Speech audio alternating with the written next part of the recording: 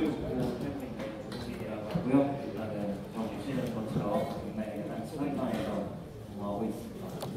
혹시 발표에 들어가기 앞서서 중고나라 사기 당해보신 경험 있으신 분 계시나요? 다행히도 없는 걸로 하겠습니다. 여러분들은 다행히도 이 조직들에 대한 범죄 피해자가 있어가지고 다행입니다.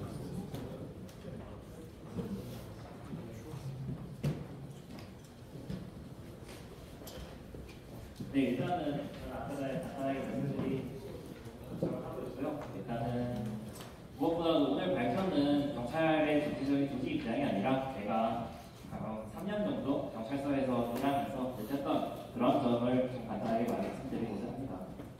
먼저 사이버 사기가 뭔지에 대해서 간단하게 알아보셔야 될 것 같은데요. 일단은 우리나라에서 사기라는 범죄 자체는 형법이랑 그리고 통신사회 피해 항목법에 되어 있습니다. 기본적으로 사람을 속이다, 기망한 거죠. 그리고 돈이나 재산상 이득을 취득한 사람에 대해서 이제 우리나라에서 형법이라는 죄명으로 처벌을 할 수 있는 걸로 되어 있고요. 추가적으로 여러분들 만약에 스미싱이나 이런 걸 당해가지고 불쌍한 해커가 여러분들의 핸드폰에 접속을 해서 돈을 빼간다 했을 때는 이제 컴퓨터 중 사용 사기, 이 경우에는 여러분들의 핸드폰 정보 처리 장치에 허위나 부정한 정보, 그러니까 여러분들의 허락 없이 데이터를 집어넣은 거잖아요. 이럴 경우에는 컴퓨터 등 사용 사기라는 죄명이 되어 있습니다. 그리고 이제 만약에 몽캠 피싱 이런 케이스들이 존재할 수도 있을 거예요. 이제 몽캠 피싱 같은 경우에는 대화를 통해서 돈 내놔라 하는 케이스잖아요. 이럴 때는 공갈 같은 케이스가 해당을 낼 수 있겠죠. 근데 이제 정보통신망을 이용하게 되면은 아까 전에 말씀드린 것처럼 통신사기 피해 항목법에 있는 전자통신금융사기에 해당할 수가 있습니다.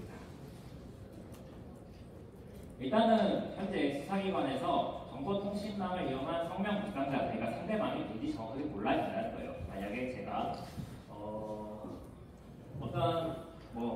아까 전에 발표해주신 이창선 이사님한테 돈을 이제 카카오톡으로 빌렸어요. 그런데 저는 이창선 이사님을 이제 아는 사람이니까 이제 성명 불상자라고 보기는 어렵죠. 일단은 근데 어쨌든 온라인상에서 빌리긴 하잖아요. 근데 일단은 우리나라 수사기관은 이러한 케이스는 사이버 사기가 아니라 그냥 일반 사기다라고 하고 있습니다.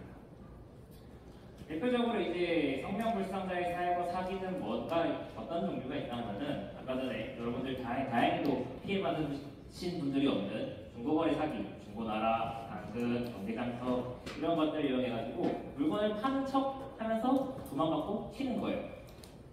그리고 이제 조금 요 중고거래 사기에서 한 단계 발전하는 거는 이제 중고거래 피싱 사이트를 이용하는 케이스가 있어요. 요 오른쪽 아래 그림 보시면은 이게 중고나라처럼 생겼지만 자세히 보면은 중고나라가 아닙니다. 중고나라 정도로 읽을 수 있는데요. 이러한 URL로 속에 있는 피싱 사이트죠. 이런 데로 들어가가지고 금원을 돈을 편취하는 방법이 있습니다. 그리고 이거 투자 리비방 사기가 이제 굉장히 한 2, 3년 사이에 핫한 이슈로 떨어졌죠. 문자 메시지로 갑자기 해외 급등주 찍어드립니다 라고 하면서 이런 주식을 추천해주는 척 하다가 이제 비상장 주식을 사라든지 특정 가상화폐를 사라든지 금 사라든지 여러분들이 재택 알바를 해서 한 번에 10,000원씩 수익 올렸습니다 해가지고 이렇게 존재하지 않는 투자의 대상에 대해서 투자해가지고 이제 기만하는 케이스들이 있습니다. 그리고 아까 제가 말씀드린 것처럼 몽캠 피싱, 스미싱 이런 것들을 통해서 여러분들 핸드폰에 접속해서 돈을 다이렉트로 빼가는 그러한 케이스도 존재할 수 있습니다. 일반적으로 제가 3년 동안 종합수사팀이라는 데서 공부를 하면서 총 한 200건 정도 받은 것 같은데요. 그 중에서 이제 사이버 사기에 해당하는 것만 한 120건 정도가 있었습니다. 사실상 1년에 365일이니까 3일에 한 번씩은 이런 사이버 사기 경우가 들어오는 거예요. 그 중에서도 이제 중고거래 사기가 한 70건 정도 있었고요.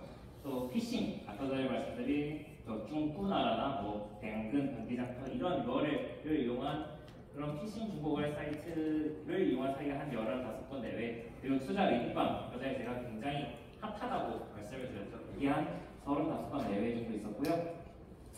피싱 사기는 현재는 경찰도 수사는 하지만 형사에서 하기 때문에 일단은 제외를 했습니다. 그러면 이런 사이버 사기 도대체 어떻게 잡습니까? 라고 좀 알아야 될 것 같아요. 시작하자마자 한계라고 말씀드려서 조금 좀 마음이 아프긴 한데, 기본적으로 이런 돈은 은행 계좌를 통해서 받습니다. 이런 은행 계좌들은 기본적으로 은행 기관에, 그러니까 금융기관에 협조를 통해 가지고 피해금 흐름 A라는 계좌에서 B라는 계좌라고 B에서 C로 가고, 이러한 흐름들을 이제 수사하는 게 이제 기본 절차고요. 그리고 아까 전에 본 것처럼 뭐 중고나라나 뭐 당근 이런 피싱 사이트들이 있을 겁니다. 이 피싱 사이트들은 기본적으로 IP가 있을 거고, 또 상대방, 그러니까 성명 불상자가 사용한 기기에 대해서 맥 어드레스 같은 것도 이제 수집할 수가 있을 거예요. 이런 경우에는 통신 이용자 정보 제공 요청이라고 해가지고 ISP, 인터넷 서비스 프로바이더죠. 여기에 해당 시간대에 IP 사용자 수사하는 방법이 있을 겁니다. 그리고 URL 자체에 대해서도 후이스 정보 등을 이용해가지고 피의자를 특정하거나 추적하는 그러한 역할을 할 수가 있을 겁니다. 뭐 계좌 분석의 내용을 한번 볼까요? 계좌 분석 결과적으로는 우리 범죄자 친구들은 목표는 돈입니다. 돈을 받아가지고 자기들이 쓰기 위한 방법이에요. 현재 사실상 사이버 사기 수사, 수사기관에서 이루어지는 수사의 대표적인 핵심 요소라고 볼 수가 있는데요. 중고거래 사기에서는 대표적으로 이제 피해금을 입금한 계좌가 피의자, 그러니까 범인이죠. 범인의 본인 계좌의 확률이 매우 높습니다. 이런 케이스 때문에 아까 전에 말씀드린 것처럼 중고나라에서 존재하지도 않는 물건을 올려가지고 해가지고 돈을 받는 경우에는 검거율이 상당히 높습니다. 왜냐하면 상대방이 쉽게 측정이 되기 때문이죠. 하지만 이러한 케이스 같은 경우에는 더치트 같은 사이트에서 조회가 돼서 추가 피해는 사실상 차단을 가능합니다. 여러분도 토스나 카카오페이 이런 걸로 돈을 보낼 때 얼얼트를 줍니다. 얼얼트를 줘가지고 이 계좌는 더치트의 사기 의심 계좌로 등록된 경우가 있으니 돈을 보낼 때 조심해주세요 라고 띄워주기 때문에 추가 피해도 차단이 가능하고, 하지만 이런 경우에는 우리 범인 친구들도 이제 다른 계좌를 사용하게 되죠. 예를 들면 지인 계좌를 사용한다던가, 이런 케이스들도 그냥 그 지인의 계좌를 조사한 다음에 실제 행위자가 누구인지 특정만 하면 되는 거고, 진짜 오른쪽 같은 경우가 제가 3월 달에 만든 자료 같은데 1일 현지 사기 건수가 4만 건이 넘어갔습니다. 그러니까 아주 이렇게 중고거래 사이트에서 다양한 사기 행위가 이루어졌다고 할 수 있습니다. 하지만 이 계좌 분석은 포통장이 등장하면서 한계에 좀 봉착하게 됩니다. 대부분 피싱이나 추적 사기에서 사용되는데 이 유령 법인 또는 신원 불상자 이런 사람들의 계좌를 생성을 해서 이걸로 돈을 주고 받으면은 조금 이제 어려워지는 케이스가 생기는 거죠. IP는 아까 전에 말씀드린 것처럼 이제 통신 이용자 정보 제공 요청이라는 걸 통해서 IP 사용자의 국적사항을 특정할 수가 있는 거죠. 이거는 전기통신사업법에 규정된 절차를 통해서 할 수 있습니다. 이른바 유동 IP도 이제 사용 시간과 IP가 특정되면은 사용자의 국적사항을 회신을 받을 수 있습니다. 일반적으로 인터넷 DC 인사이드로 보면 유동 IP는 못 잡는다 이런 말이 있는데요. 다시는 아닌 것 같습니다. IP에 대한 사이버스 한계는 사실상 가장 유명한 방법이 있죠. 바로 VPN이라는 방법을 이용하는 겁니다. VPN은 사용하는 IP를 숨기는 가장 흔한 방법 중에 하나인데요. 당연히 IP를 확인하는 입장에서는 VPN IP밖에 나타나지 않습니다. 그러면은 이 VPN IP는 또 똑같죠. VPN 회사에 대한 수사가 필요합니다. 그러나 이제 해외 소재한 VPN 업체이거나 요즘에는 로그를 남기지 않는 VPN도 굉장히 많아지고 있습니다. 이러한 케이스이면은 이제 또 어려움에 봉착하게 되는 거죠. 일부 VPN 업체 같은 경우에는 결제 기록 남겨두지 않고 묶어서 약간 벌크식으로 계정을 묶어서 특정인에게 파는 그런 케이스이기 때문에 이런 케이스도 추적하기 굉장히 어려워질 수도 있다고 보시면 되겠습니다. 또한 여러분들이 사용하는 스마트폰 통신사 IP의 경우도 인터넷 사용을 위해서 스마트폰의 인터넷 사용을 위해서 필요한데 일초에 100개 이상의 휴대전화가 동일 IP에 해당돼가지고 운영되기 때문에 추적이 조금 어려울 수 있습니다. URL 같은 경우도 NS 룩업이나 이제 후이스와 같은 방법을 통해서 IP를 얻거나 아니면 후이스에 기재된 정보들을 볼 수가 있습니다.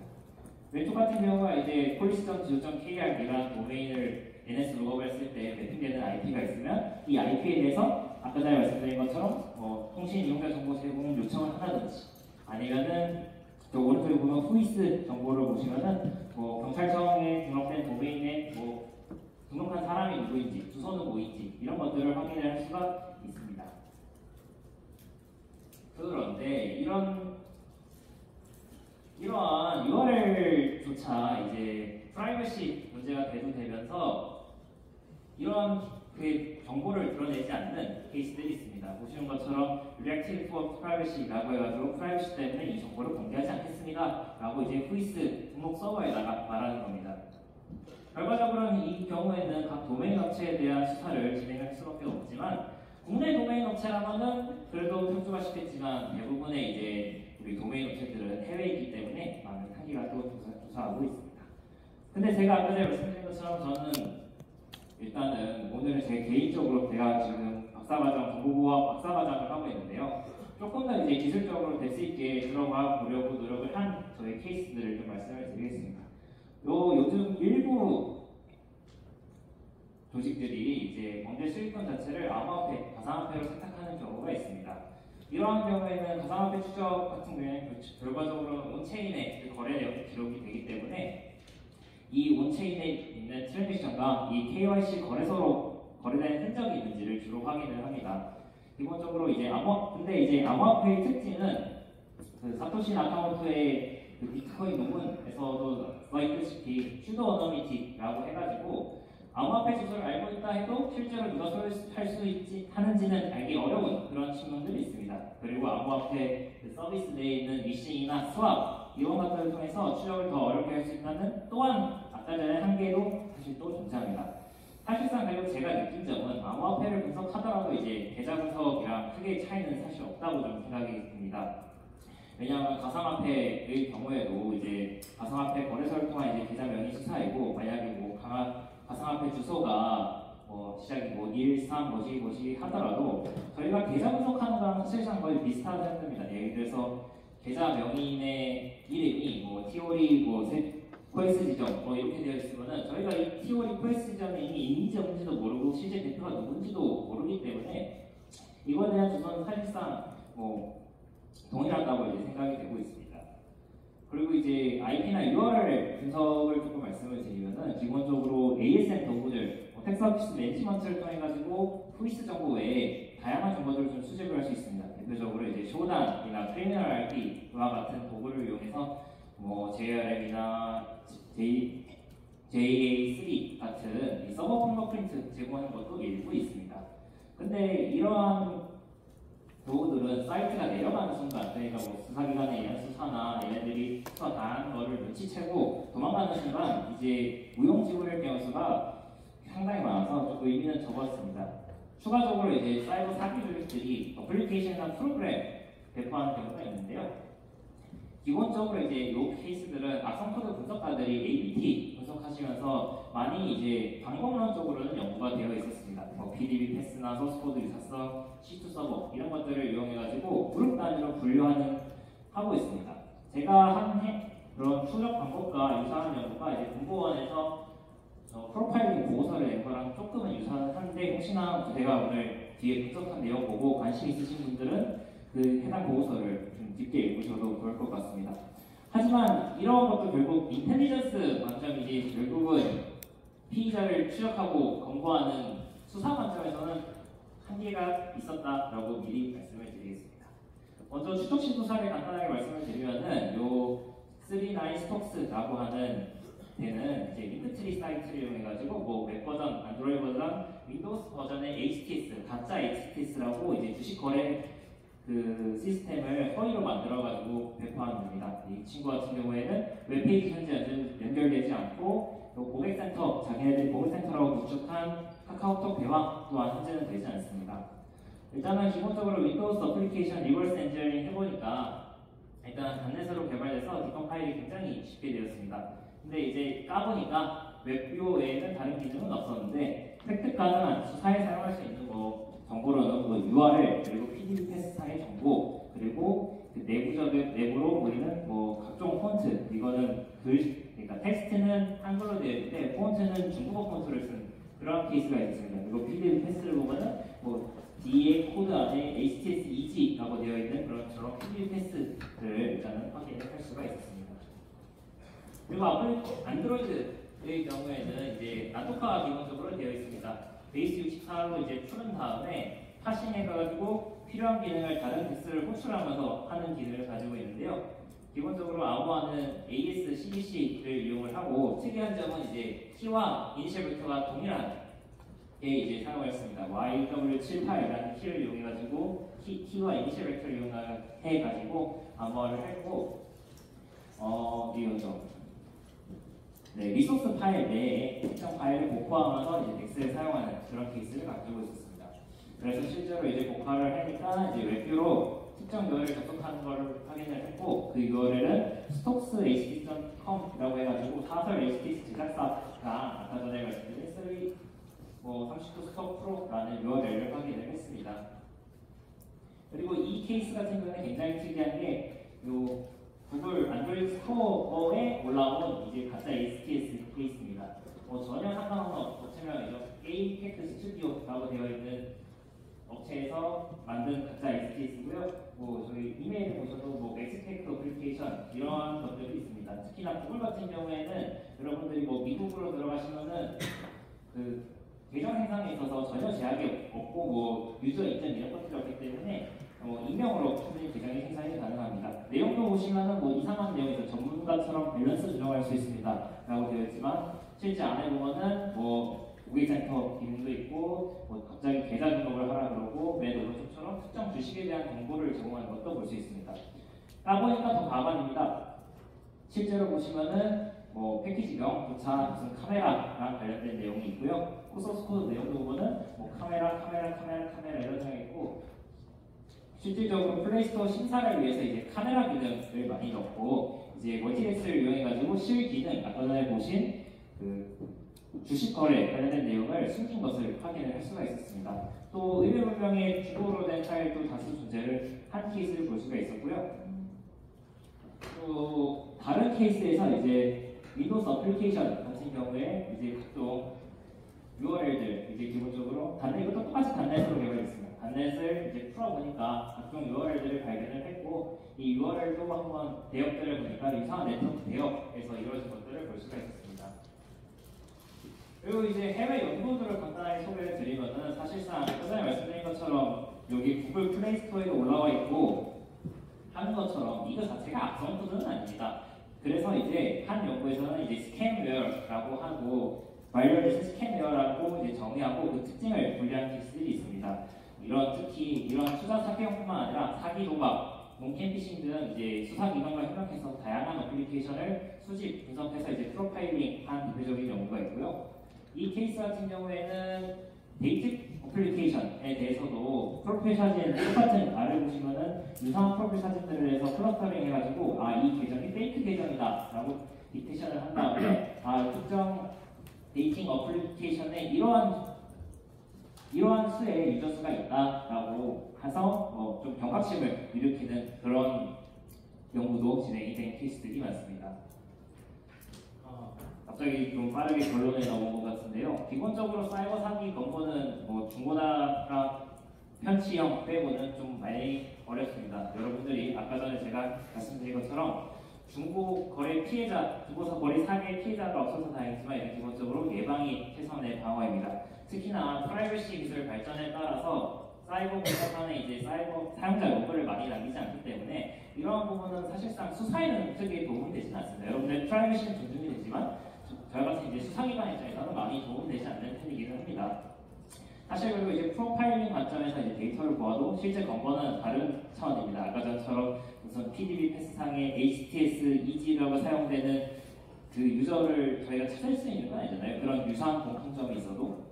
하지만 이러한 사례에서 연구는 지속적으로 필요하다 생각이 되고 그리고 경향을 파악해서 이제 예방하는 데 도움을 줄 수 있다고 생각이 됩니다. 그리고 가장 이제 효율적인 대응법은 아까 전에 제가 말씀드린 것처럼 해외 소재 VPN 사이트라든지 해외 소재 도메인 사이트라든지 기본적으로 해외 국제협력이 전국적으로 필요가 됩니다. 대표적으로 이제 인터폴에서 하는 해치 오퍼레이션 이라 해가지고 여러 국가의 사법기관들이 공조해서 이 사이버 사기 범죄를 수사할 쪽으로 하는 한 오퍼레이션이 있었습니다. 이것도 계속 진행이 되고 있습니다. 네, 이제 시간이 얼마 안 남았지만 일단 기본적으로 제가 원래 사이버 사기는 굉장히 특히나 투자 사기 이런 것들은 검거하기 굉장히 어려운 단서가 어려운 현실이다라고 말씀을 드렸는데 다음에는 꼭 사이버 사기 조직 검거 성공기로 찾아뵙겠습니다.